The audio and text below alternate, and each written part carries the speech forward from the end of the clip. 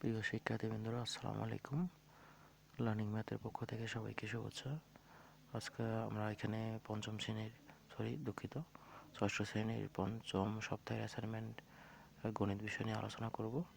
আমরা এখানে গণিত বিষয়টা সলিউশন করে দিছি, তোমরা সেটা দেখে নিতে পারো, দেখে খাতায় সেটা লিখতে পারো। ধন্যবাদ মনোযোগ দিয়ে দেখার জন্য। মনোযোগ দেখবেন।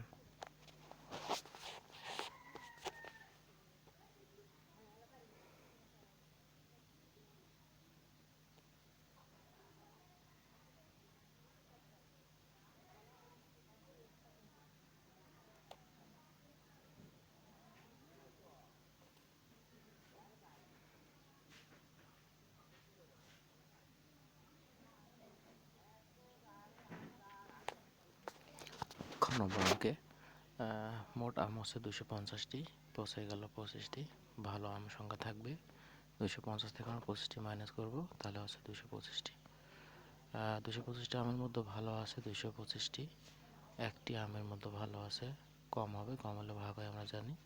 শতকরা বলা হয়েছে, শতকরা 100টির জন্য ভালো আছে এতটি, অর্থাৎ কাটাকাটি করার পরে আমরা পাবো 90টি। সুতরাং শতকরা ভালো আম আছে 90টি। এখন গতে একটি আমের ক্রয় মূল্য আছে 30 টাকা, অতএব 250টি আমের ক্রয় মূল্য বেশি হবে, বেশি হলে গুণ হয়, গুণ করলে আমরা পাবো 7500 টাকা। ক্রয় মূল্য 100 টাকা হলে 10% লাভে বিক্রয় মূল্য বেশি হবে, তো আমরা সেক্ষেত্রে 7500 হচ্ছে আমাদের ক্রয় মূল্য। 7500 এর 10% লাভ হবে, পার্সেন্ট উঠাই দিয়ে 100 দিয়ে ভাগ করব, ভাগ করে এটা ক্যালকুলেশন করার পরে পাবো আমরা 8250 টাকা। যেহেতু 225টি আম ভালো রয়েছে, সুতরাং 225টি আমের বিক্রয় মূল্য হবে 8550 টাকা। একটি আমের বিক্রয় মূল্য হবে কম, কম হলে ভাগ হয়, সুতরাং প্রতিটি আম 30.66 টাকা বিক্রি করলে মোটের উপর 10% লাভ হবে। বীজগণিত অংশ, এখানে বলা হয়েছে যে -15 থেকে এবং 6 কোনটা বড়। আসলে নিশ্চয়ই তোমরা জানো যে ধনাত্মক মানটা সবসময় বড় হয়, সেই ক্ষেত্রে বড় হচ্ছে 6। আবার 6+5 এবং 11 দেওয়া আছে। আসলে 6+5 যোগ করলে 11ই হয়, সেক্ষেত্রে দুইটাই সমান। এরপর খ নম্বরে দেওয়া আছে, অংশটুকু সরল করলে আমরা একটা সরল মান পাবো। আমরা জানি মাইনাস মাইনাসে প্লাস, তো 15, এই প্লাস মাইনাসে মাইনাস, মাইনাস 11 প্লাস 6, এগুলো ক্যালকুলেশন করলে 10 আসবে। এরপর হচ্ছে সংখ্যা রেখায় যোগ করতে হবে। 15 থেকে +6 বাদ দিলে বাকি যে অংশটা থাকে আমরা এখানে দেখে দিছি, তোমরা একটু দেখতে পারো। আমি একটু বড় করে দেখাচ্ছি, দেখে নিতে পারো তোমরা। প্রথমে সংখ্যা রেখা শূন্য বিন্দু হতে বামে 15 ধাপ অতিক্রম করে -15 বিন্দুতে পৌঁছাই।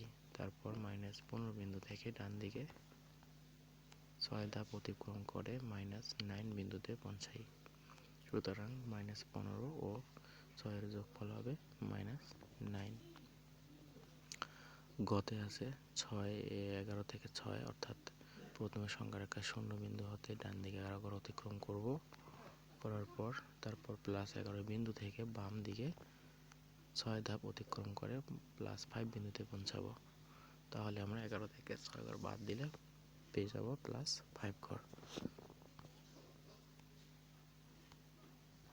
পরের অঙ্কতে যাচ্ছে, x এর 7 গুণ অর্থাৎ 7x, y এর 3x এর 7 গুণ থেকে 3 গুণ বিয়োগ করলে 7x - 3y হবে।